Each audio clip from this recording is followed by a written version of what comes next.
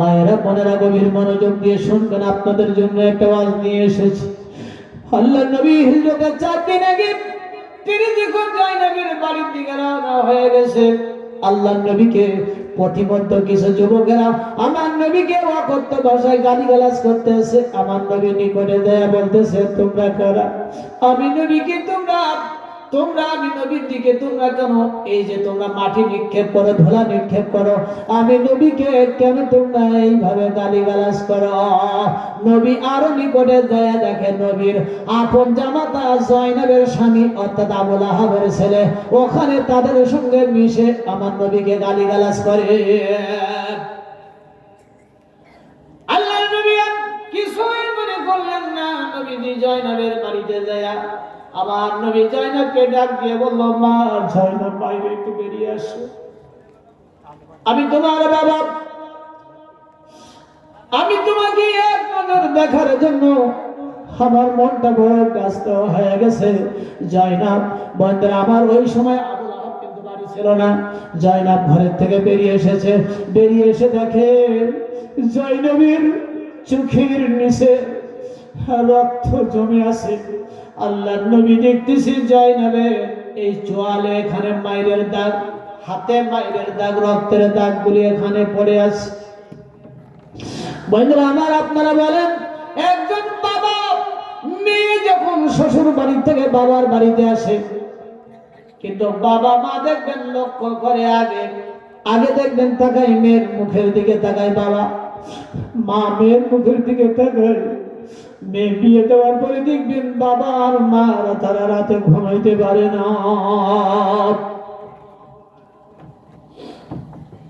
কিন্তু অনেক চালাক মেয়ে, বুদ্ধিমান মেয়েরা তারা কি করে,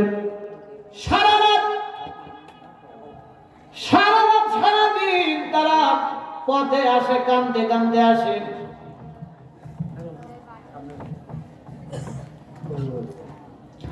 একটু মহব্বতে জিকির করেন, লা ইলাহা ইল্লাল্লাহ, লা ইলাহা ইল্লাল্লাহু মুহাম্মাদুর রাসূলুল্লাহ সাল্লাল্লাহু। বন্ধুরা আমার নবীর মেয়ে জয়নব, নবী দেখে জয়নবকে চাবুক দিয়ে মেরে মেরে হাতগুলি সব রক্ত জমে আছে, দাগ পড়ে গেছে, মাইরের দাগ। আল্লাহর নবী জয়নবকে দেখে নবীজি তিনি কেঁদে ফেললো আর বলল, জয়নব তুমি কেমন আছো? জয়নব বলল, বাবা আমি ভালো আছি, খুব ভালো আছি। বন্ধুরা আমার নবী বলতেছে, জয়নব তুমি যদি ভালো আছো বুঝলাম, কিন্তু তোমার চোখের নিচে রক্তের দাগ কেন? তুমি ভালো আছো, তোমার শরীরে মাইরের দাগ কেন? বন্ধুরা আমার জয়নব বলল, বাবা এটা কিছুই না, কারণ হলো আমি যে মুহাম্মদ সাল্লাল্লাহু আলাইহি সাল্লামের মেয়ে, এই জন্য এগুলি স্বাভাবিক ভাবে একটু মেনে নেওয়া লাগবে।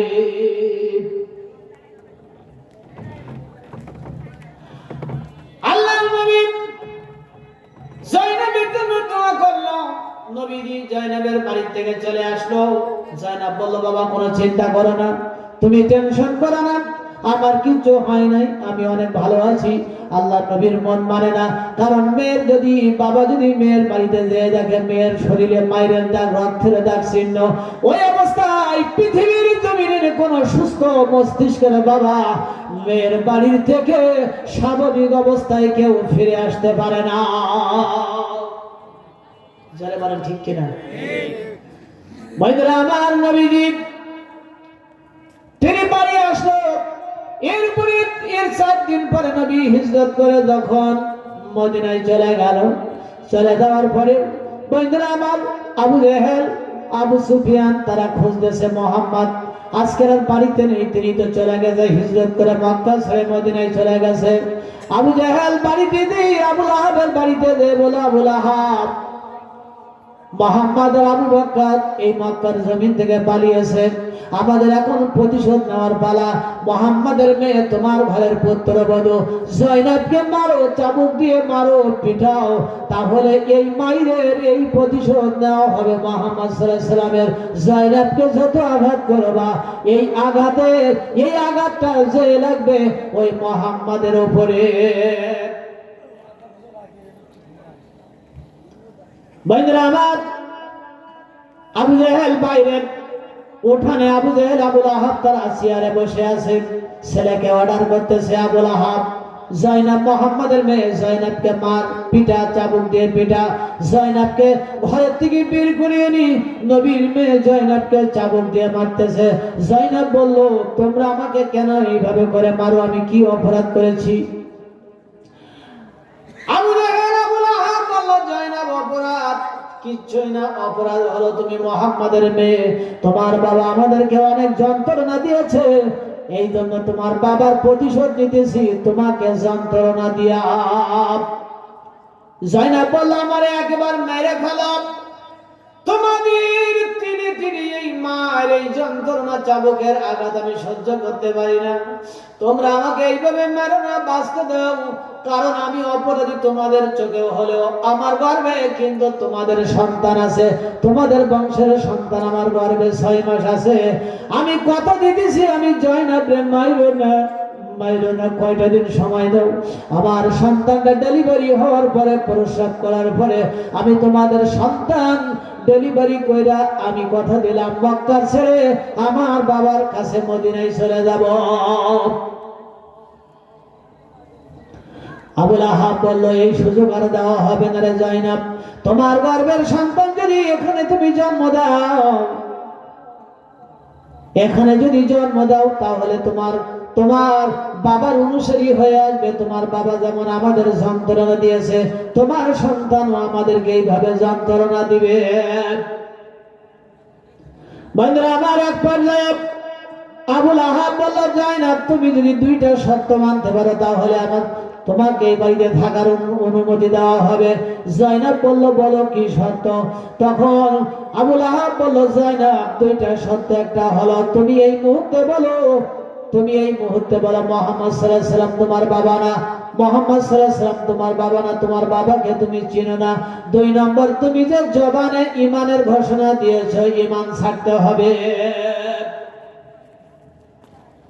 নবীর মেয়ে জয়নাব বলল, এই পৃথিবীর জমিনে তোমরা যত শাস্তি আছে আমারে দাও, আমি মাথা পেতে নেব, কিন্তু আমার জীবন যদিও চলে যায় আমি এই 2টা শর্তের একটাও মানতে পারবো না। কারণ হলো, যেই জবান দিয়ে আমি ঈমানের ঘোষণা করেছি, ঈমান ছাড়তে পারবো না, আর আমার বাবাকে অস্বীকার করা লাগবে, জীবন গেলেও তা করতে পারবো না, কারণ আমার বাবার মতো এমন একজন বাবা এই পৃথিবীর জমিনে আর হবে না। বন্ধুরা আমার, জয়নাবকে বাড়ি থেকে বের করে দেওয়া হলো। জয়নাব কান্দি কান্দি এবার তিনি ডেকে ডেকে বলে, রব্বে করিম, ওরা আমাকে বাঁচতে দিবে না, ও রব তুমি আমাকে তৌফিক দাও, তুমি আমাকে সাহায্য করো, আমার বাবার বাড়িতে, আল্লাহ আমার বাবার কাছে তুমি আমারে মদিনায় পৌঁছানোর ব্যবস্থা করে দাও। বন্ধুরা আমার, একটা উট ম্যানেজ করলো জয়নাব। এই উট ম্যানেজ করে তিনি উটের পিঠে উঠি জয়নাব যখন রওনা হয়ে গেছে মদিনার উদ্দেশ্যে, এমন সময় আবুল আহাব তিনি তার 2 ছেলেকে বলল, যাও তোমরা ওই যে তোমরা একটা ফাঁকা জায়গায় ওখানে যে ঝোপের ভিতরে তোমরা ওখানে অপেক্ষা করবে, জয়নাব যেন তিনি জীবিত থেকে বাবার কাছে মদিনায় যেতে না পারে, বাবার কাছে কোনো কথা নালিশ করতে না পারে, বিষাক্ত তীর মেরে মুহাম্মাদের মেয়ে জয়নাবকে হত্যা করবা। বন্ধুরা আমার, আবুল আহাবের 2 ছেলে মক্কা থেকে মদিনা 500 কিলোমিটারের রাস্তা, ঠিক মধ্যখানের একটা জায়গা, এই জায়গা জোবা নামক এই জায়গায় আবুল আহাবের 2 ছেলে তীর নিয়ে ওখানে অপেক্ষা করতেছে। নবীর মেয়ে জয়নাব যখন ওখানে পৌঁছায়ছে, ওখানে পৌঁছানো মাত্র এলো পাতারি তারা তীর মারতে লাগলো। একটা নিক্ষিপ্ত বিষাক্ত তীর এসে নবীর মেয়ে জয়নাবের কোমরে বিঁধে গেছে। জয়নাব চিৎকার দিয়ে উটের পিঠ থেকে তিনি যখন জমিনে আছাড় খেয়ে পড়লো, সঙ্গে সঙ্গে জয়নাবের পেটের থেকে যে 6 মাসের সন্তানটা ওখানে অবসান হয়ে গেল, ওখানে ডেলিভারি হয়ে গেল, এবং জয়নাবের শরীর থেকে এত ব্লিডিং হতে লাগলো, এত রক্তক্ষরণ হতে লাগলো। জয়নবের সন্তানটা ওখানে মারা গেল। জয়নব বেহুশ হয়ে তিনি জমিনে পড়ে রইল। আবুল আহাবের দুই ছেলে মনে করলো জয়নব মারা গেছে, তারা চলে গেল। কিন্তু জয়নব বেহুশ হয়ে গেছে, মরে যায় নাই। উট চিন্তা করতেছে, এই উট চিন্তা করে জয়নবের বিষাক্ত তীর বিঁধে দেওয়ার কারণে বিষের যন্ত্রণায় জয়নব বুঝে তিনি বেহুশ হয়ে গেছে। উট দৌড়ায় দে জয়নবের ওই তীরটা কামড় মেরে উঠাইয়া দেয়। কামড় মেরে যখন উঠাইয়া দিল, সঙ্গে সঙ্গে জয়নবের হুঁশ ফিরে এসেছে। জয়নব এবার চিৎকার করে কান্দে, পানি পানি। ও জনপদের মানুষেরা, আমার চিৎকার কি কেউ শুনতে পাও? আমি নবীর আওলাদ, নবীর মেয়ে জয়নব, আমাকে কি কেউ তোমরা এক পেয়ালা পানি খাওয়াইতে পারো? পানির জন্য আমার কলিজা শুকায় গেছে। পানি পানি করে জয়নব চিৎকার করি, এই জনপদের মানুষেরা, আমি নবীর মেয়ে জয়নব পানির জন্য কলিজা শুকায় গেছে। তোমরা কি কেউ আছো নাকি? আমি জয়নবকে তোমরা এক পেয়ালা পানি খাওয়াবা। কারণ হলো আজকে নবীর আওলাদ, নবীর মেয়েকে তোমরা একটু পানি দিলে না। যে পানির জন্য আজকের কষ্ট দিলা, কিয়ামতের দিন তোমরা কোন মুখ নিয়ে আমার বাবার কাছে হাউজে কাউসারের পানি চাইবা? জয়নব পানি পানি করে চিৎকার করে কান্দে। কেউ ছুটে আসে নাই ওই দিন, কেউ পানি দেয় নাই ওই দিন, কেউ পানি দেয় নাই। এই উট জয়নবের চিৎকার শুনে উট বুঝতে পেরেছে নবীর মেয়ে জয়নব পিপাসায় তার কলিজা শুকায় গেছে। উটটা দৌড়ে চলে গেছে। আপনারা জানেন উটের পিঠে একটা ট্যাঙ্কি আছে, একটা ট্যাঙ্কি উঁচা। এই ট্যাঙ্কির ভিতরে 40 দিনের পানি উট এখানে মজুদ করে রাখে। আরবি মরুভূমিতে মাঝে মধ্যে বালুর ঝড় হয়, উট তখন পানি আর খাবার সংগ্রহ করতে পারে না। এই জন্য উট একবারে 40 দিনের পানি মজুদ করে রাখে। উটের ট্যাঙ্কির উপরে গবেষণা করে আজকে পৃথিবীর বিজ্ঞানীরা ফ্রিজ আবিষ্কার করেছে, এয়ার কন্ডিশনার আবিষ্কার হয়েছে ওইখান থেকে উটের গবেষণার উপরে। সরে বলেন আল্লাহু আকবার। এরপরে উটটা ওইখান থেকে কি করলাম, উটটা ওইখান থেকে তিনি দৌড়ায়া জয়নবের নিকটে চলে গেছে। জয়নব শুয়ে আছে, উট জয়নবের মুখের সঙ্গে উট তার মুখটা লাগাই দিয়েছে। মুখটা লাগাই দিয়া উটের ট্যাঙ্কির মধ্যে জমা করা পানি, কিছু পানি বের করে আস্তে আস্তে করে জয়নবের মুখে ঢোকায়া দেয়। জয়নব এই উটের দেওয়া পানি পান করে তিনি একটু স্বস্তি পাইল, স্বাভাবিক হইল। এবার তিনি আস্তে করে হাতের উপরে ভর দিয়ে তিনি উঠে বসেছে। তাকায়া দেখে তার সামনে তার সন্তানটি মরে পড়ে আছে। এই পৃথিবীর জমিনে একজন মার সামনে যদি তার সন্তান মারা যায়, একজন বাবার সামনে যদি সন্তান মারা যায়, এর সে যন্ত্রণা পৃথিবীর জমিনে আর হতে পারে না। জয়নব মৃত সন্তানের দিকে তাকায়, কান্দে আর বলে, রব্বে কারীম, কোন অপরাধের কারণে ওরা আমার সন্তানকে বাঁচতে দিল না রে রব? আমার সন্তানকে ওরা দুনিয়ার মধ্যে দিল না কেন? রে আমার সন্তানকে ওরা হত্যা করলো? জয়নব কান্দে, সন্তানকে, মৃত সন্তানকে ফেলে কাঁদতে যাবে। এমন সময় উটটা তিনি মরুভূমির মধ্যে মুখ দিয়ে বালু সরায়া একটা কবর খনন করেছে। উট কবর খনন করি এই সন্তানকে উট কামড় মেরে কবরের মধ্যে নামায়া দিয়া আবার উট মুখ দিয়ে বালু সরায়া কবরটা মকফুন করে দিল। এরপরে উটটা কাঁদতে কাঁদতে জয়নবের নিকটে দিয়ে বলল, জয়নব রে, এইখানে থাকা যাবে না, এইটা তো বিপদ মুক্ত জায়গা না, চলো আমি তোমাকে তোমার বাবা মদিনার নবীর কাছে আমি উট পৌঁছায়া দেব। জয়নবের কাছে যে উটটা যখন শুয়ে পড়েছে, উটের পিঠে জয়নব উঠে বসেছে, উট হাঁটতে শুরু করেছে। এই খবর, এই মেসেজ মদিনার নবী, রহমতের নবীর কাছে খবর পৌঁছায় গেছে। আল্লাহর নবী কাঁদতে কাঁদতে তিনি হুজরাত থেকে বেরিয়ে এসে রাস্তার উপরে দাঁড়ায় কাঁদবে। যেই রাস্তাটা মক্কার থেকে মদিনায় সংযুক্ত হয়েছে, রাস্তার ওখানে দাঁড়ায় নবী কাঁদে। সাহাবীরা বলে, ইয়া রাসূলুল্লাহ, আপনি কেন রাস্তার উপরে দাঁড়ায় দাঁড়ায় কাঁদেন? কার জন্য কাঁদেন?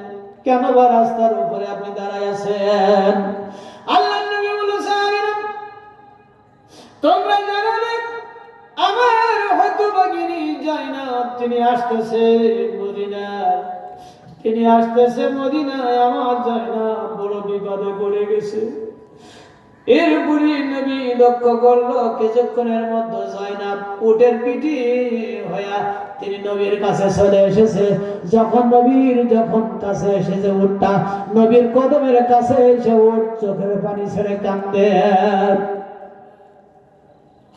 উটের চোখ দিয়ে টপ টপ করে পানি পড়ে।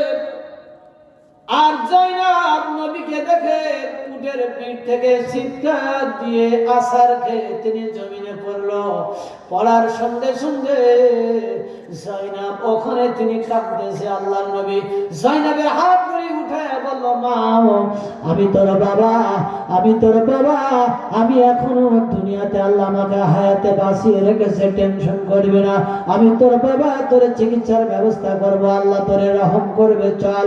আল্লাহর নবী হাত ধরে জয়নবকে তখন ঘরের ভিতরে নিয়ে গেল। ঘরের ভিতরে নিয়ে যাওয়ার পরে আল্লাহর নবী বলল, মা জয়নব রে, একটু অপেক্ষা কর মা, বদরের যুদ্ধে আমার সাহাবীরা তৈরি হয়ে আছে, আমার সাহাবীদেরকে বদরের যুদ্ধে সেখানে আমি সেটিং করে দিয়ে তারপরে আসতেছি। আল্লাহর নবী যখন ঘর থেকে বের হবে, জয়নব হাত ধরে বলল, বাবা, আমার হাতে যাওয়ার সময় নেই, কারণ আমি এখন আল্লাহর জান্নাতের খুশবু আমি অনুভব করতেছি গো বাবা।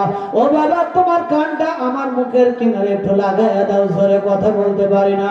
আল্লাহর নবী যখন জয়নবের মুখের কিনারে কানটা লাগাইয়া দিল, জয়নব তখন আস্তে আস্তে করে বলল, বাবা, আমি জয়নব চলে যাইতেছি, কিন্তু দুঃখ হলো বাবা, আজকের জমিনে আমার মা খাদিজা নাই। আজকের কাফির বেঈমানরা যখন অত্যাচার করতো, তোমার পরে যখন কাফেররা যখন হামলা করতো, আমার মা খাদিজা দৌড়াইয়া দেয়া তোমার সামনে দাঁড়াইতো গো বাবা। ও বাবা, সবচেয়ে বড় কষ্ট করে আজকের আমার মা খাদিজা নাই, আমি তোমার কার কাছে রেখে যাবো রে বাবা?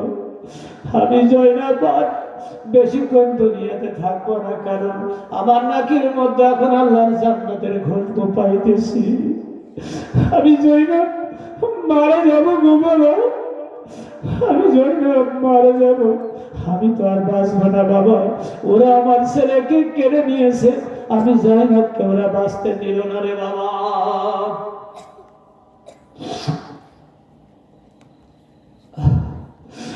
বাবা, তোমার মুখ, তোমার কানটা আমার মুখের কিনারে লাগাইয়া দাও। জয়নব চোখের পানিতে কান্দে, বাবা, আমার মা খাদিজা নাই, আমি জয়নব চলে যাইতেছি বাবা, তোমার পাশে আর এই দুনিয়ায় কেউ এসে দাঁড়াবে না বাবা, কেউ আর রইল না, আমি তোমাকে আল্লাহর জিম্মায় রেখে গেলাম। জয়নবকে দেখে দোয়া করে ওই দিন বলেছিল, রব্বে করিম, আজকে আমার মা খাদিজা নাই, আমি জয়নব চলে যাইতেছি, আমার এতিম বাবাকে দেখার মতো দুনিয়ায় কেউ নাই। ও রব, আমার এতিম বাবাকে তুমি দেখে রাখো, তোমার জিম্মায় আমার এতিম বাবাকে রেখে গেল। একজন সন্তান যদি মৃত্যুর সজ্জায় তার বাবাকে কাছে নিয়ে এইভাবে কথা বলে, এই পৃথিবীর জমিনের কোনো বাবা তা সইতে পারবে না। আল্লাহর নবী ওজরে কান্দে,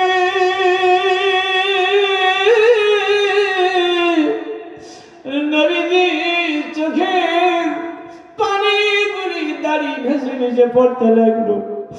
জয়নাব আর একটা দোয়া করলো, বাবা আমি দোয়া করি, রব আমার এতিম বাবা বদরের যুদ্ধ করতে যাবে একটু পরে সাহাবীদের নিয়ে, ও রব বদরের ময়দানে তুমি কালিমার পতাকা উড্ডীন করে দিও, ও রব আমার বাবাকে, আমার বাবার সাহাবীদেরকে বদরের মাঠে তুমি বিজয়ী দান করে দিও। জয়নাব দুইটা দোয়া করে গিয়েছিল। এরপরে জয়নাব কথা বলতে বলতে বলল, বাবা আমার জন্য রহমের ফেরেশতারা জান্নাতের ঘর এনে ধরেছে, আমি চলে যাইতেছি, বাবা আমারে বিদায় দাও। জয়নাব কথা বলতে বলতে তিনি ইন্তেকাল করলো।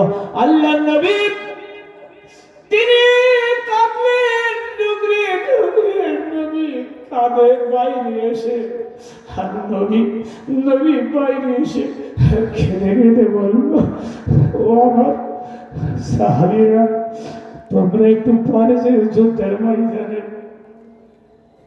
আমার জয়নাব মারা গেছে, আমার জয়নাবকে ওরা বাঁচতে দিল না, ঈমান আনার কারণে আমার জয়নাবরে ওরা বাঁচতে দিল না, তোমরা আমার জয়নাবের জন্য একটা কবর খনন করো।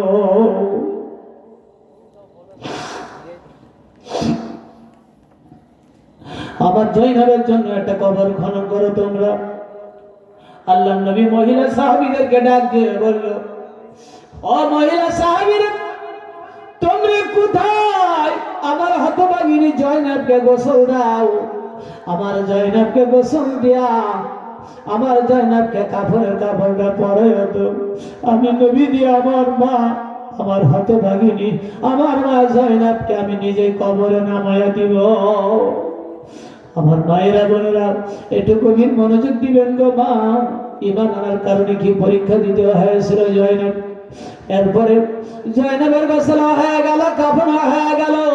আল্লাহর নবী জয়নাবী তিনি হাতে করে কবরে নামায়া দিয়া আল্লাহর নবী মাটি দিয়ে দিল, মকফুন করে দিল। এরপরে আল্লাহর নবী কবরে ধরে দাঁড়ায় দুটি হাত তুলে আল্লাহর নবী দোয়া করে চোখের পানি ছেড়ে ছেড়ে, রব্বি কারীম আমার হতভাগিনী জয়নাবকে তুমি কবরে আর কষ্ট দিও না, আমার জয়নাবকে পরীক্ষা নিও না, ও ঈমান আনার কারণে আমার জয়নাবকে অনেক পরীক্ষা দিতে হয়েছে দুনিয়ায়, ওরা আমার জয়নাবকে বাঁচতে দিল না,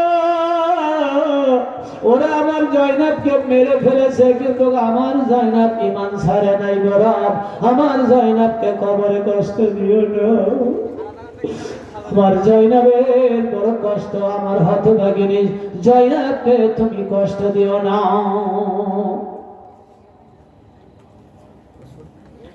একটু মহব্বতে জিকির করেন, লা ইলাহা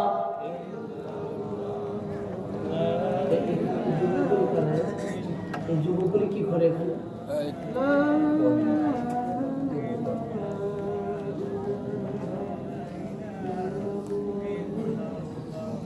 এই আলোচনার মাধ্যমে ওখানে কথা বলছে ওরা।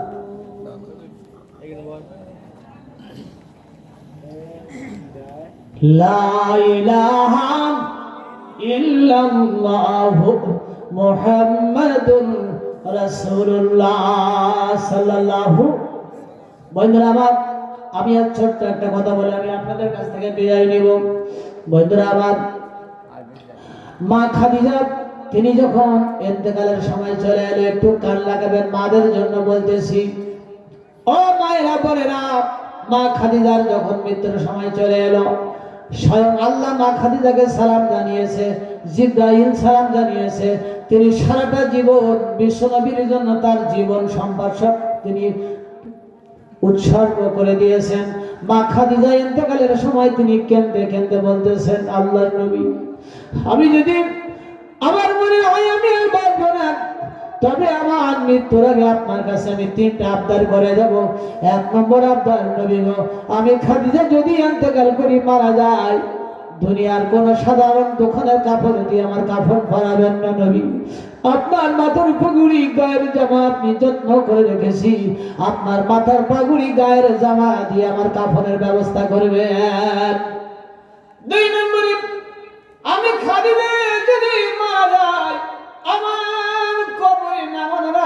একটু কবরে নামবেন, আপনার শরীরখানা কবরের মাটিতে লাগাবেন, তাহলে আমার মনে হয় কবরের মাটি অন্তত খাদিজার সঙ্গে বেয়াদবি করবে না। 3 নম্বর আপনার নবী গো, আমি খাদিজা আমার কবরে নামানোর পরে, কবর দেওয়ার পরে আপনার সাহাবী আজমাইন সবাই বাড়ি চলে যাবে, আপনি নবী আমার কবর ছেড়ে আপনি বাড়ি যাবেন না। যতক্ষণ পর্যন্ত মানকির নাকিরের সওয়াল জবাব শেষ না হবে, ততক্ষণ পর্যন্ত আপনি বাড়ি যেতে পারবেন না।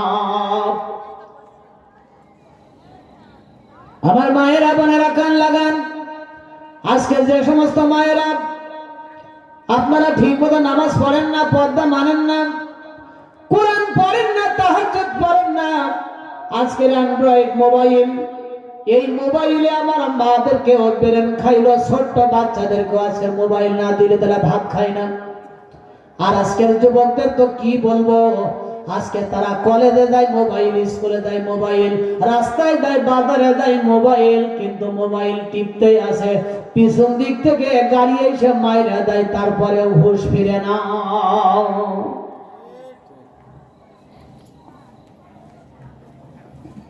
এই মোবাইল বন্ধুরা আমার, এটাই এই মোবাইল রেডিয়েশন আজকে আপনার ব্রেন শেষ খাইলো, চোখ খাইলো, আপনার হার্ট আপনার সব শেষ করে দিল। মাদেরকে বলবো, এই জন্য ছোট্ট একটা কথা না বললে নাই। আব্দুল কাদের জিলানীর নাম শুনেছেন আপনারা? আব্দুল কাদের জিলানী ওনার মা আব্দুল কাদের জিলানীর যখন বয়স 5 থেকে 7 বছর নিয়ে গেছে মাদ্রাসায় ভর্তি করার জন্য। আব্দুল কাদের জিলানীর মা মাদ্রাসায় নিয়ে গেছে, নিয়ে বলল, হুজুর আমার ছেলে আব্দুল কাদেরকে ভর্তি করতে নিয়ে এসেছি, ভর্তি করায় নেন দয়া করে। হুজুর বলতেছে, আব্দুল কাদেরকে কি এর আগে কোন জায়গায় পড়াইছিলেন? বলল, না, আগে কোথাও পড়াই নাই। হুজুর তখন ভর্তি করে নিয়ে বলল, তুমি বলো আব্দুল কাদের, বলো আলিফ বা। আব্দুল কাদের বলল, হুজুর আলিফের অর্থ কি আপনি আমার আগে জানান। হুজুর বলতেছে, আমি তো জানি না। বলে, আপনি জানেন না, তা কি শিখাবেন আপনি আমারে? আব্দুল কাদের বললেন, আপনি যা জানেন না আপনি আমারে শিখাবেন, কেমনে শিখাবেন? আলিফের কি কোনো অর্থ হয় না? হুজুর বলল, আমার জানা নেই। এরপরে আব্দুল কাদের আরো কয়টা প্রশ্ন করলো, হুজুর জবাব দিতে পারে না। এবার হুজুর আব্দুল কাদের জিলানীর মাকে বলল, মা আমি বুঝেছি আপনার ছেলে অন্য জায়গা থেকে পড়াইয়া পাকাপোক্ত করে আমার অপমান করার জন্য নিয়ে আসছেন। 5 মিনিট লাগবে, অস্ত্রকে শেষ করে দিব। মাদের জন্য অনেক সাপোর্ট, অনেক প্রমোট করবে, ইমানের জন্য অনেক এটা প্রমোট করবে, অনুপ্রেরণা যোগাবে।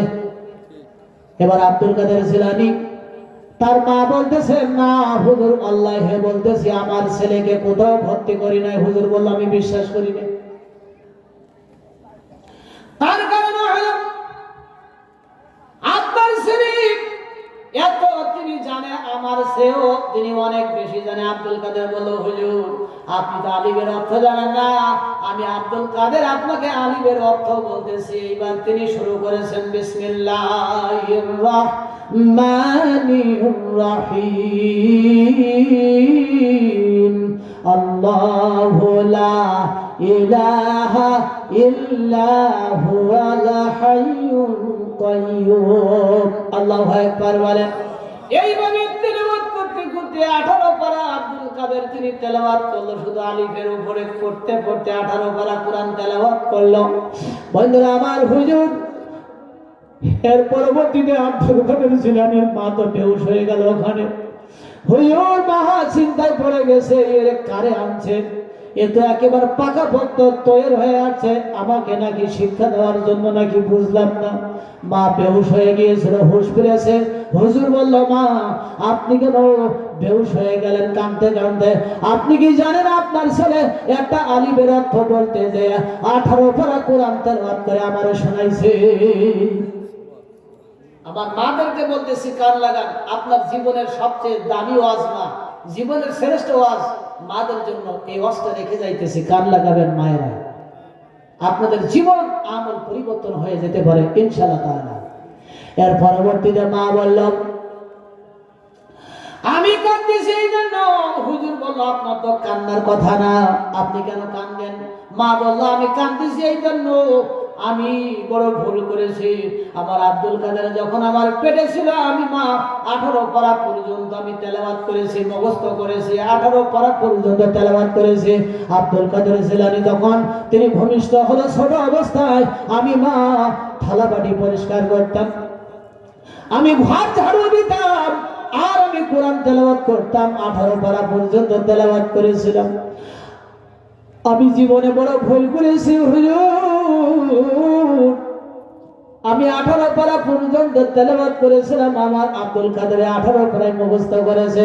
আমি আমার সন্তান পেটে থাকতে যদি আমি মা আরো 12 পারা তেলাওয়াত করতাম, তাহলে আমার আব্দুল কাদের আপনাকে এই মুহূর্তে 30 পারা কোরআন তেলাওয়াত করে শোনাই দিতে পারত।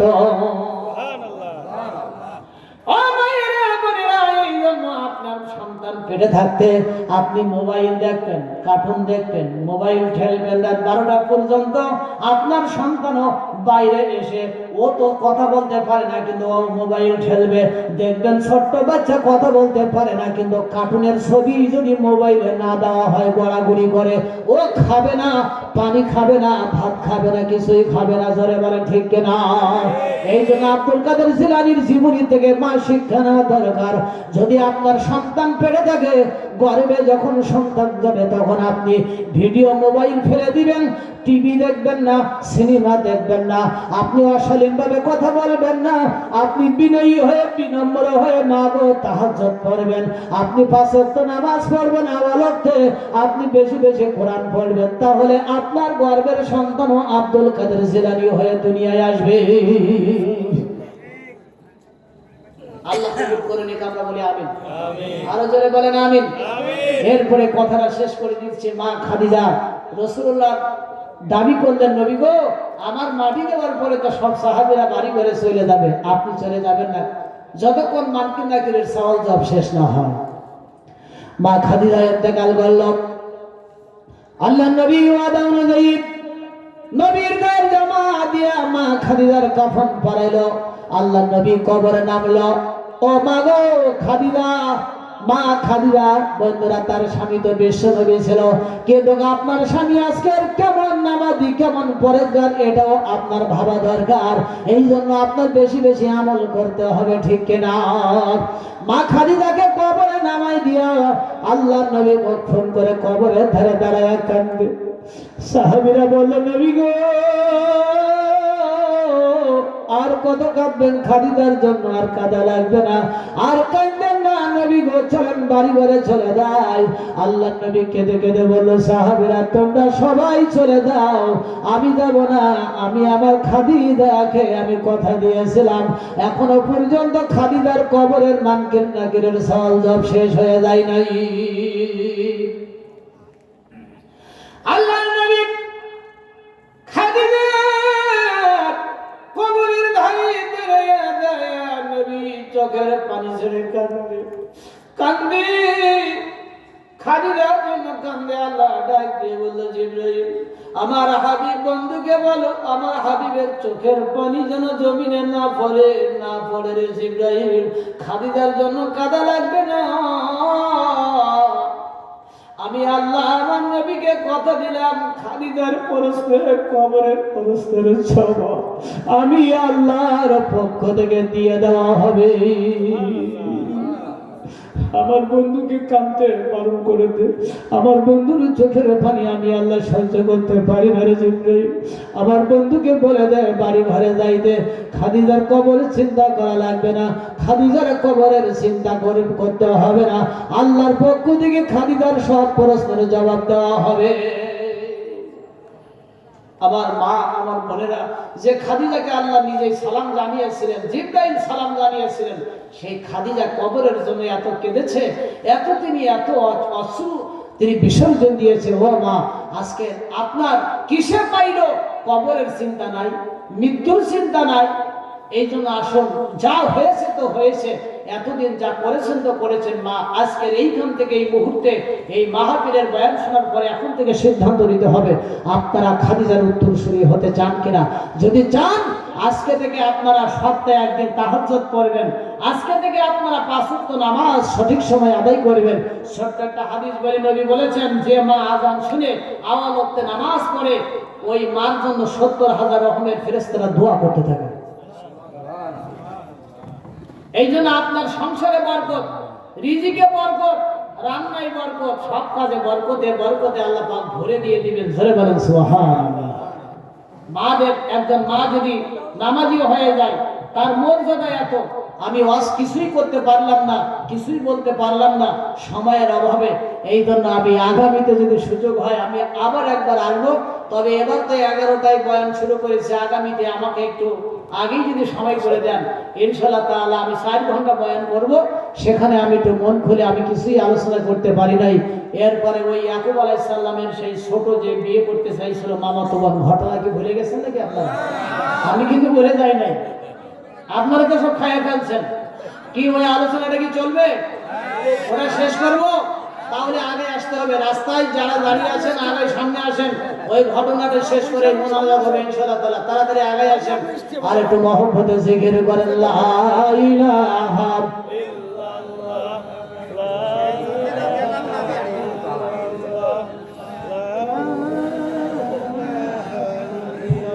জোরে জোরে লা ইলাহা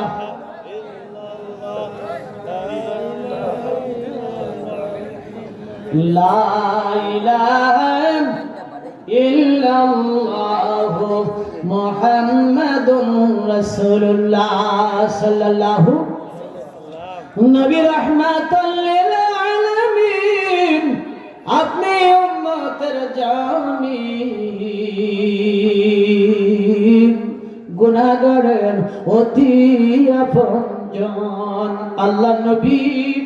বন্ধুরা আমার, আমি আলোচনা করতেছিলাম মাদের জন্য। আর ছোট্ট একটা কথা, 2 মিনিট লাগবে। মাদের আজকে দেখবেন তারা বাড়িতে যে আগামীকাল থেকে দেখবেন তাদের জিন্দেগি কোরআনের জিন্দেগি হয়ে গেছে। পরীক্ষা করে দেখেন। আমার মাহফিলগুলিতে মাদের সোনা মসজিদে বিগত ডিসেম্বরের 14 তারিখ আপনারা আমার আইডিতে ঢুকবেন। রাজশাহীর এই যে বর্তমান এশিয়া মহাদেশের সবচেয়ে একটা বড় ইসলামের একটা বড় মিডিয়া তাজিব সেন্টার, আমার 2টা ক্যাসেট আপনার সম্প্রতি দ্বারা আপনারা পোস্ট করেছে, শুনবেন। মানুষ কাঁদতে কাঁদতে ময়দানে মানুষ, অনেক মানুষ সেখানে বেহুশ হয়েছিল।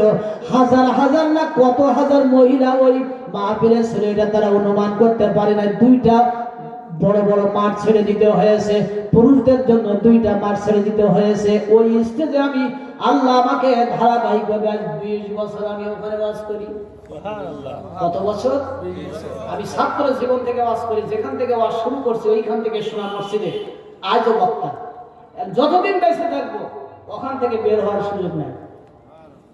এইবার আলোচনা আপনারা তাহজিব সেন্টারে ওই ইসে ঢুকবেন, আমার আইডিতে ঢুকবেন, জিয়াউল ইসলাম যুক্তিবাদী, আমার আইডি ফলো দিবেন বা আইডিতে ঢুকে 2টা আলোচনা আপনি শুনে নিয়েন। আমার মনে হয় না যত বড় কঠিন পাথরের মতো কঠিন হৃদয়ের মানুষগুলি এই আলোচনা শুনে শুনে অজরে কেঁদেছে, অজরে কেঁদেছে। আর আমি তো আলোচনা শুনতেই পারি না। এই আলোচনা আমি শুনলে আমি নিজেকে সামলাতে পারি না। আপনারা শুনে নিয়েন একটু। বন্ধুরা আমার, কথা বলতেছিলাম মাদের জন্য, মাদের পরিবর্তন হবে আমলের ইনশাআল্লাহ। বলেন জোরে বলেন ইনশাআল্লাহ। ছোট্ট একটা কথা আমি না বলেই আমি ইয়াকুব আলাইহিস সালামের ঘটনাটি বলে শেষ করে দিচ্ছি। আর বেশি সময় নেব না, রাত গভীর হয়ে গেছে। বন্ধুরা আমার 12টা কি বাজছে? আল্লাহু আকবার, একটা বিষ হয়ে গেছে। সেই একবার বলবেন না যে 12টা বেজে গেছে? আমি তো আপনাদের দায়িত্ব দিয়েছি। আমি ভাইকে বলছিলাম যে 12টা বাজলে একটু আমারে বলে দিয়ে। আমি প্রথমে বলেছিলাম আমি তো ঘড়ি দেখার সুযোগ হবে না। বন্ধুরা আমার, আলহামদুলিল্লাহ আমার যুবকদের জন্য, আমার পরিবার যুবকদের জন্য আমি সবসময় দোয়া করি। আজকের যুবকদেরকে মাঝে মধ্যে আমি শাসনের ঘরে কথা বলি, কারণ ওদের জন্য আমার পরিচয় দোয়া আছে, মায়া আছে, মহব্বত আছে। যুবকদের জন্য আমি সবসময় দোয়া করি, আল্লাহ তুমি আমার যুবকদেরকে, আল্লাহ তুমি নামাজি বানাও, সাইয়েদনা ওমর বানায় দাও। কারণ যুবকরাই পারবে এই সমাজের সমস্ত আবর্জনাগুলো পরিষ্কার করতে। ঠিক না? চেয়ারম্যান সাহেব আমাদের, কারণ 5ই আগস্টে যুবকরা সেটা প্রমাণ করে দিয়েছে। ঠিক কিনা বলেন? এত বড় অসম্ভবকে যারা সম্ভব করেছে আমার যুবকরা, আমার যুবকরা আমাদের সম্পদ, ইসলামের সম্পদ। যুবকদের রক্তের উপরে এই পৃথিবীতে ইসলাম কায়েম হয়েছে। আগামী তো ইনশাআল্লাহ এই যুবকদের প্রচেষ্টা এবং রক্তের দ্বারাই বাংলাদেশের সংবিধান ইনশাআল্লাহ কোরআনের সংবিধান কায়েম হয়ে যাবে ইনশাআল্লাহ। ইনশাআল্লাহ বলেন, আল্লাহ যেন কবুল করে নেন, আমরা বলি আমিন। বন্ধুরা আমার, যে কথা বলতেছিলাম, আপনারা কি এটা চান যে আগামীর সংবিধান কোরআনের সংবিধান হোক? চান আগামীর পার্লামেন্ট কোরআনের পার্লামেন্ট? কারণ যেইভাবে কোরআনের মাহফিলগুলিতে মুসলমানের আপনার গণজোয়ার সৃষ্টি হয়েছে, যেইভাবে মসজিদের যুবকদের ঢল নেমেছে, আজান শুনে যুবকরা যেইভাবে মসজিদের দিকে ধাবিত হচ্ছে নামাজের জন্য, এদেশের স্কুল, এদেশের কলেজ, এদেশের ইউনিভার্সিটিগুলি এখন সব কিছু ইসলামের দুর্জয় ঘাঁটিতে পরিণত হয়ে গেছে। ইনশাআল্লাহ তারা সেদিন আর বেশি সময় নেই। আগামীর বাংলাদেশ ইসলামের বাংলাদেশ, আগামীর বাংলাদেশ মুসলমানের বাংলাদেশ, আগামীর পার্লামেন্ট কোরআনের পার্লামেন্ট। কারা কারা চান দুহাত তুলে আল্লাহরে দেখায় দেয় মুসলমান। বন্ধুরা আমার, এর পরবর্তীতে যে কথা বলতেছিলাম, মাদের জন্য 2 মিনিটের একটা বয়ান। সুলাইমান জাজুলি, কি নাম বললাম? তিনি জঙ্গলের ভিতরে একজন যুগ শ্রেষ্ঠ একজন মুহাদ্দিস এবং বড় আলেম ছিলেন। তিনি জঙ্গলের ভিতরে ঢুকে পথ হারিয়ে ফেলে তিনি আজানের আওয়াজ শুনতে পাইছে, কিন্তু নামাজ পড়তে হবে, কোনো উজুর পানি নাই, কোথাও নাই, তালাশ করে পাচ্ছে না। এখন উনি দেখে যে একটা জঙ্গলের ভিতরে কুড়ে ঘর আছে, চিন্তা করতেছে এই ঘরের ভিতরে যে কোনো মানুষ নিশ্চয় আসছে, ওখান থেকে উজুর পানি নিয়ে, কারণ যারা নামাজি মানুষ ওরাজুলুন কলবুহুম মুআল্লাকুন বিল মাসজিদ, আজান শুনলে ওদের মাথা কাজ করে না, আগে নামাজ। কথা ঠিক কিনা? 3 শ্রেণীর মানুষের জিম্মাদারের দায়িত্ব আল্লাহ নিজে গ্রহণ করে। 3 শ্রেণীর মানুষ, এদের খাওয়া পড়ার দায়িত্ব আল্লাহ নিয়ে নেয় তার হাতে, বলে বান্দা তোর দায়িত্ব আমার, আমি আল্লাহ নিলাম। কুদরতিয়াতে টেনশন আছে? কারা কারা এগুলি শুনে যান। 1 নম্বরে যারা আজান শুনে মসজিদে যায় নামাজের জন্য, এই যারা আজান শুনে মসজিদে যায় নামাজের জন্য, এই নামাজি ব্যক্তির দায়িত্ব আল্লাহ পাক তার কুদরতি হাতে উঠায় নেয়। কোনো টেনশন নাই খাওয়া পড়ার, রিজিকের অভাব, মসজিদে যান, নামাজ পড়েন, সিজদায় যান, আল্লাহ আপনার রিজিকের দরজা খুলে দিবেন। নামাজ পড়তে হবে 5 ওয়াক্ত, রাজি আছেন তো? এখন সুলাইমান জাজুলি, 2 মিনিট লাগবে শেষ করে দিই ঘটনাটি। সুলাইমান জাজুলি উনি জঙ্গলের ভিতরে কুড়ে ঘরের নিকটে যে সালাম দিয়েছে, সালাম দিয়ে বলতেছে বাড়ি থেকেও আসেননি, আমি একজন ভিনদেশী মুসাফির, জঙ্গলের ভিতরে এসে আমি পথ হারিয়ে ফেলেছি, আমার একটু উজুর পানির প্রয়োজন, নামাজের রক্ত চলে যাচ্ছে, এক্ষুনি নামাজ পড়তে হবে, কেউ আসেন? কথা বলেন, একটু উজুর পানি দেন। কোনো কথা নেই, আওয়াজও নেই, সালামের জবাবও নেই। বন্ধুরা আমার, এই মুসাফির যুগ শ্রেষ্ঠ একজন বড় মুহাদ্দিস, হাজার হাজার ছাত্র ওনার মুহাদ্দিস ছিল ওই জামানায়। সুলাইমান জাজুলি উনি বাড়ির ভিতরে কেউ নাই, আওয়াজ না পেয়ে উনি ওইখান থেকে চলে এসে জঙ্গলের ভিতরে ছোটাছুটি করতেছে। দূরে একটা কুয়া দেখলো, চিন্তা করলো কুয়া যখন পাইছে পানি উঠায় উজু করে, আগে নামাজ। তিনি যখন কুয়ার নিকটে গেছে, দেখে কুয়ার অনেক নিচে পানি নেমে গেছে, কিন্তু কোনো মশক নেই, পানি ওঠানোর কোনো রশি নেই, ব্যবস্থা নেই। কি করে পানি উঠাবে, উজু করবে?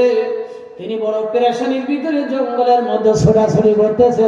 এমন সময় তাকায় দেখে উনি শুনতে পাইতেছে কে জানি ওই দূরের থেকে কে জানি একটি মায়াবী কণ্ঠের, একটা কচি মেয়ের কণ্ঠ থেকে আওয়াজ চলে যাইতেছে, এ সুলাইমান জাজুলি, এ মুসাফির, ভিনদেশী মুসাফির, আল্লাহর গোলাম, এ আলেম, এ মুহাদ্দিস, তোমার কেন এত পেরেশানি, জঙ্গলের মধ্যে কেন এত ছোটাছুটি করো তুমি? বলে আমার নাম ধরে ডাকে কিনা জঙ্গলের ভিতরে, এইখান থেকে একটা অপরিচিত জায়গায়, এই গহীন জঙ্গলে আমার চেনার মতো তো কেউ নেই, আর থাকার তো কথাই না। কথা ঠিক কিনা? জঙ্গলের ভিতরে আমার নাম ধরে ডাকে কে? তাও একটা মেয়ে। তাকায় দেখে যে ওই পাথরের উপরে ওইখানে বসে একটা ছোট্ট অল্প বয়স্ক মেয়ে ডাকতেছে, ওইখানে বসে বসে, ও সুলাইমান, কি করো, এরকম ছুটাছুটি করো কেন পাগলের মতো, কি হয়েছে তোমার? বলে কি হয়েছে তুমি এটা বুঝো না? তোমারে কেমনে বুঝাই, তুমি ছোট মানুষ, এটা কি বুঝবা? আমার পেরেশানি কি বলে আমি জানি, পেরেশানি কি, নামাজের রক্ত চলে যাচ্ছে, উজুর পানির জন্য ছুটতেছে, ওটা বুঝি না? সুলাইমান জাজুলি পরকে উনি অবাক হয়ে যাচ্ছে, মেয়েটা একটু মনের খবর পর্যন্ত কি করে সব কি করে বলে দিচ্ছে। বিষয়টা কি? আমি কি তালাশ করতেছি ওখানে বলে দিচ্ছি। মেয়েটি বলল, সুলাইমান জাজুলি, রাগ হয়ে যেও না, তুমি উজুর পানির জন্য বড় পেরেশানি, কুয়ার নিচে পানি, রশি নাই, মশক নাই, কেমনে পানি উঠাইবা, উজু করবা, এই টেনশনের মধ্যে ছুটতেছে। বললে হ্যাঁ। ওই মেয়েটি বলল, এদিকে আসো দেখি, মশক ছাড়া, রশি ছাড়া কুয়ার নিচে থেকে পানি ওঠানো যায় নাকি, এবার দেখি।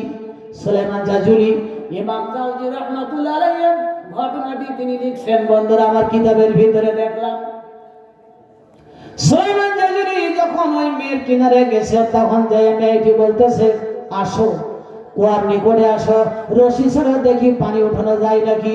এমন সময় সুলাইমান জাজুলি যখন কুয়ার নিকটে গেছে, অনেক গভীরে পানি, অনেক অনেক গভীরে চলে গেছে, নিচে নেমে গেছে। ওই ছোট্ট মেয়েটি কি জানি উপর দিকে তাকায়া তিনি বলতেছে আল্লাহ আল্লাহ বলে কি জানি পড়লো, আর কি জানি বললো, উপর দিকে তাকায়া আল্লাহরে ডাকলো, ডাইকা কি পড়া কুয়ায় ফু দিল, সঙ্গে সঙ্গে কুয়ার মতো তুফান সৃষ্টি হয়ে গেল। কুয়ার তুফান সৃষ্টি হয়ে নিচের পানিগুলি বরাবর মুখে উঠে আসলো।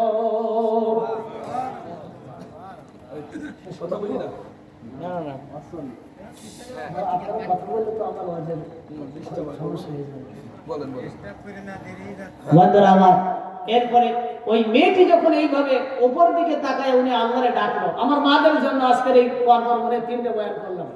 ইনশাআল্লাহ আমি আশা করি আল্লাহ পাক মাদেরকে পরিবর্তন করে দিবেন। দেখবেন আপনারা পরীক্ষা করে প্রত্যেকেই দেখবেন, আমি জানতে পারবো আমার মাদের ভিতরে আমলের পরিবর্তন হয়ে গেছে ইনশাআল্লাহ তাআলা।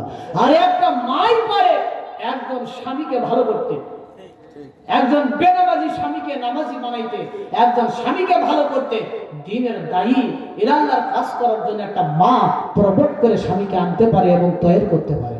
একটা মার অনেক দায়িত্ব, তিনি ইচ্ছা করলে তার সন্তানগুলিকে নামাজি বানাইতে পারে, সংসারটাকে বারাকায় বারাকায় তিনি কি বলে ভরপুর করে দিতে পারে। একজন মা পারে, পারবে ইনশাআল্লাহ।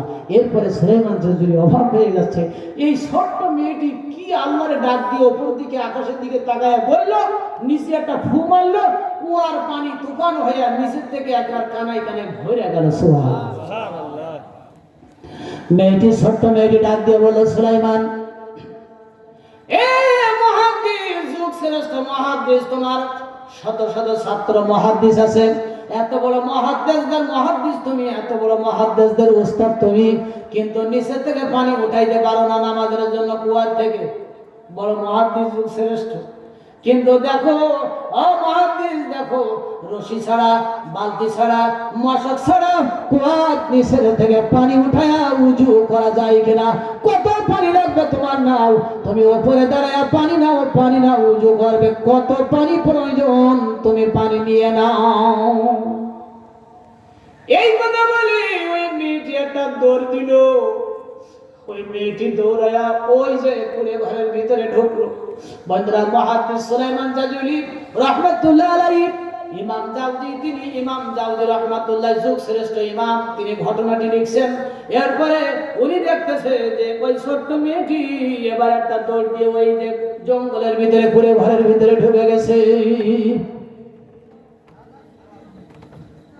সুলাইমান জাজুলি তিনি উজু করে নামাজ পড়লো, নামাজ পড়ে চিন্তা করতেছে আমি ওই মেয়ের কাছে যাব, ওই মেয়ের কাছে যা আমি জানবো ওই মেয়ে অল্প বয়সে আল্লাহর সঙ্গে এত প্রেম কি করে হলো, এত গভীর সম্পর্ক কি করে হলো, ও আল্লাহরে ডাক দিয়ে কি পড়ে কুয়ার পানিতে ফু দিল, কুয়ার পানি নিচের থেকে উপরে উঠে আসলো, কি আমল করলে এই অল্প বয়সে আল্লাহর সঙ্গে তার এত গভীর প্রেম আর সম্পর্ক হলো, কি দোয়া পড়ে সে ফু দিল, নিচের পানি উপরে উঠে আসলো।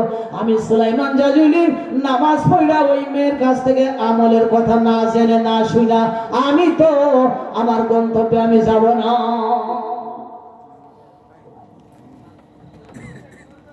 সুলাইমান জাজুলি এবার নামাজ পড়া তিনি এবার ওই করে ঘরের দিকে রওনা হয়ে গেছে। ওই ঘরের কিনারে যায় ডাক দিয়ে বলল,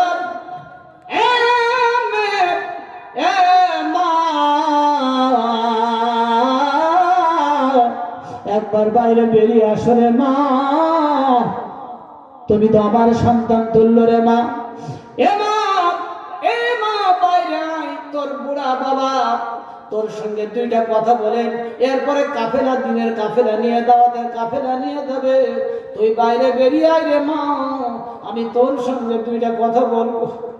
এ মা, তুই এই অল্প বয়সে তুই কি আমল করিস? তোর আল্লাহর সঙ্গে এত অল্প বয়সে তোর এত গভীর প্রেম কেমন হইল? কি যে তুই দোয়া করে কুয়ার পানিতে ফু দিলি, কুয়ার পানি নিচে থেকে মুহূর্তের ভিতরে উপরে উঠে আসলো।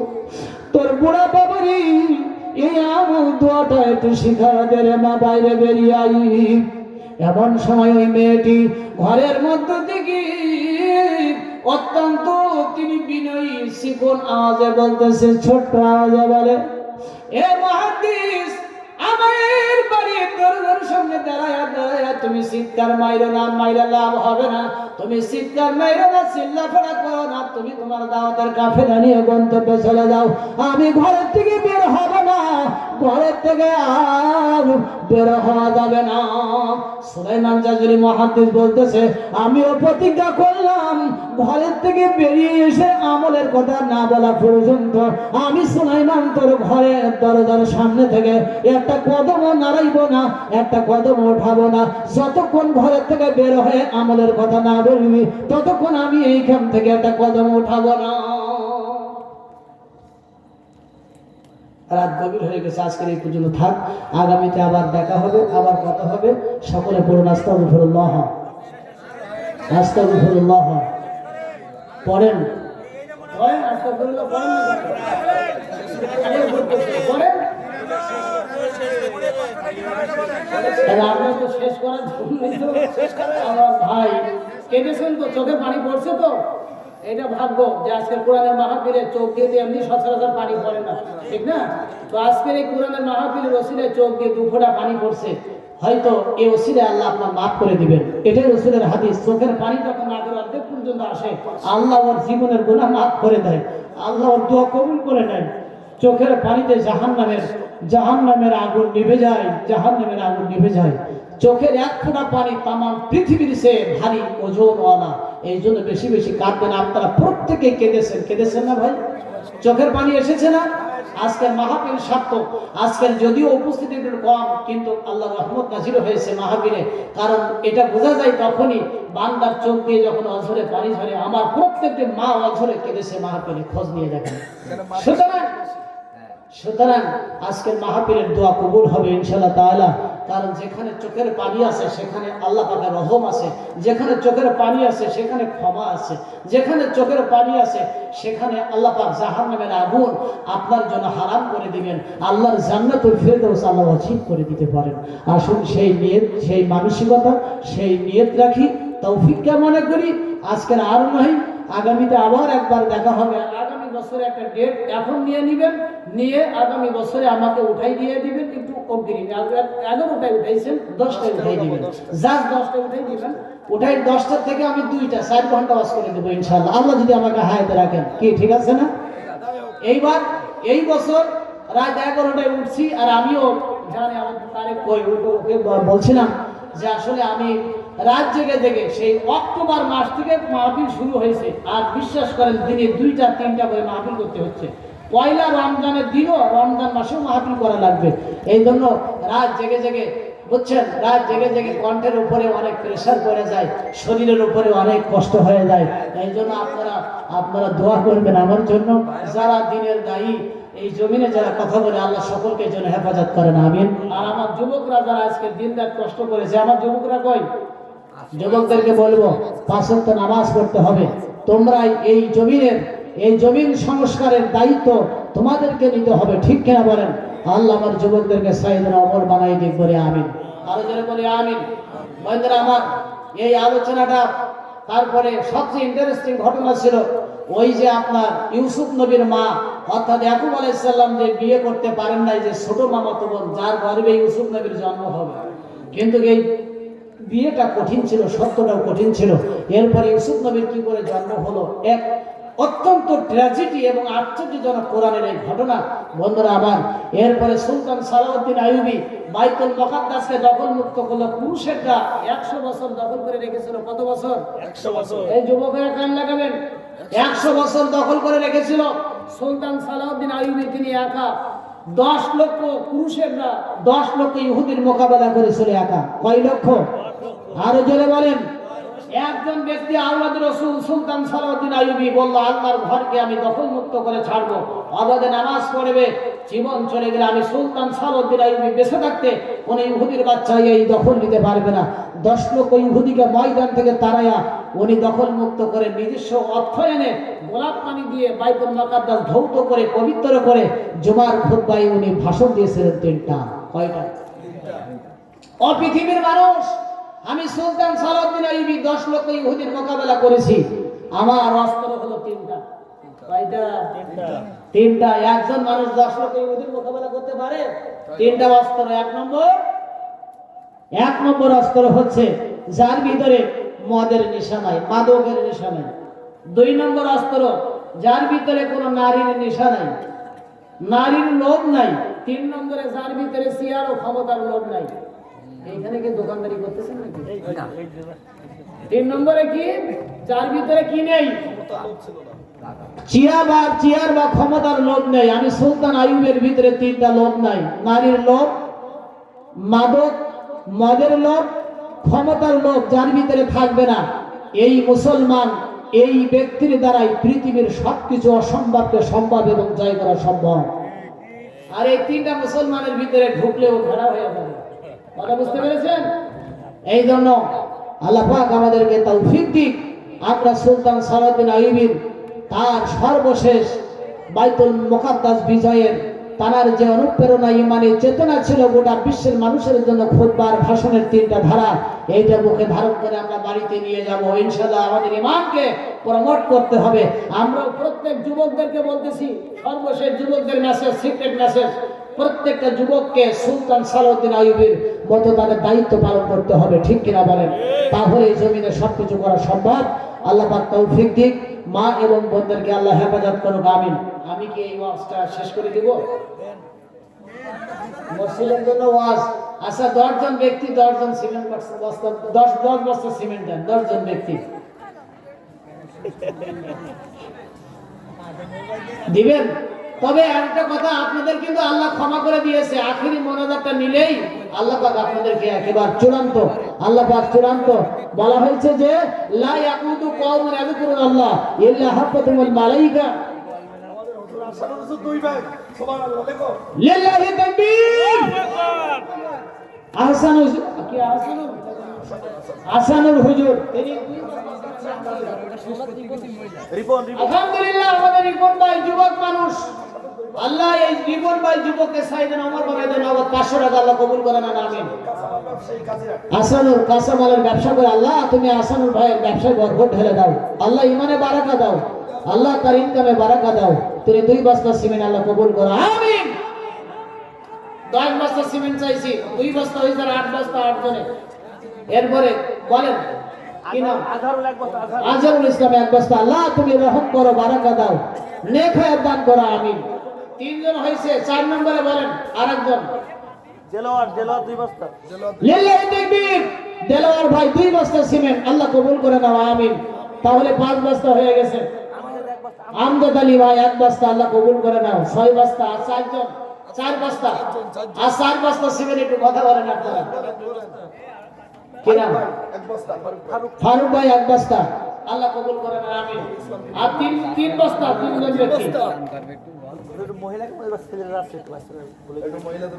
মহিলা প্যান্ডেলে মানে যুবকরা, ছোট বাচ্চারা যাবে, বড়রা যায় না।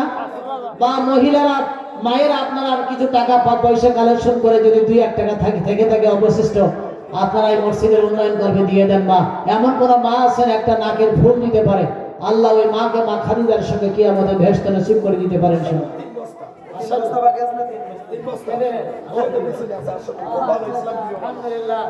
অত্যন্ত ইসলাম প্রিয় একজন মানুষ আসাদুল ইসলাম ভাই, তিনি 3 বস্তা দিয়ে 10 বস্তা পুরাই দিল। লিল্লাহি তাকবীর। 10 বস্তা সিমেন্ট হয়ে গেছে। আল্লাহ তুমি কবুল করে নাও। তোমার বান্দাদের দান কবুল করো। মায়েরা বোনেরা যদি কিছু দিতে চান, সময় কম, রাত গভীর হয়ে গেছে, রাত এখন 2:45। নাম কি? আব্দুল গফফার। আল্লাহ তোমার বান্দা 100 টাকা দিয়েছে, আল্লাহ দান কবুল করো, আল্লাহ ইনকামে বরকত দাও। আলহামদুলিল্লাহ, আল্লাহু আকবার। নাম লাগবে না, ওই গেস্ট আমাদের গেস্ট। নাম কি? আমিরুল, আমার ছোট ভাই না? আল্লাহু আকবার। হাসানুল ভাইয়ের ছোট ভাই আমিনুল ভাই। আব্দুল সামাদ চাচা 100 টাকা আল্লাহ কবুল করে নেন। আমিনুল ভাই 1000 টাকা নগদ দিয়েছেন। কিসের ব্যবসা করে? পান ব্যবসায়ী। আমি দোয়া করি আল্লাহ আমিনুল ভাইয়ের, আল্লাহ যুবক মানুষ, আল্লাহ তুমি সাইয়েদনা ওমরের মতো কবুল করে নাও।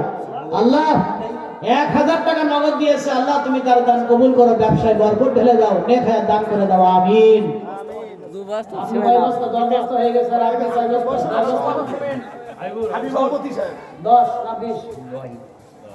আগে দিয়েছেন ওরে 22 বললে তো হবে না, দিতে হবে। হাবিবুর রহমান 2 বস্তা সিমেন্ট আল্লাহ কবুল করে নেন। আর এক ভাই 100 টাকা আছে। এই টাকাগুলো কোথায় ছিল চিন্তা করেন। আল্লাহু আকবার, আল্লাহু আকবার। আল্লাহ তুমি তোমার বান্দাদের, আল্লাহ তুমি বারাকা দাও। আল্লাহু আকবার। আলহামদুলিল্লাহ, আরেকজন 100 টাকা নগদ আল্লাহ কবুল করে নেন। মায়েরা বোনেরা অনেক টাকা দিবেন ইনশাআল্লাহ তাআলা, আমি আশা করছি। এমন কোন মা আছেন নাকি একটা মা প্রমাণ করতে পারেন? মা খাদিজার উত্তরসূরি, একটা নাকের ফুল, অন্তত একটা গহনা এখানে দিয়ে দেন, সেটা বিক্রয় করে আল্লাহর ঘর মসজিদের কাজে লাগানো যাবে ইনশাআল্লাহ তাআলা। আমি দেখতে চাই, আমি আশা করি আল্লাহ তুমি কবুল করে নাও। এরপরে মাদের এখান থেকে আমি 2-1 মিনিটের ভিতরে আপনারা পাঠিয়ে দেন। রাত এখন 2:45, সামনে আগানো সম্ভব হচ্ছে না। এই জন্য সকলে আপনারা একটু সকলে জিকির করেন, লা ইলাহা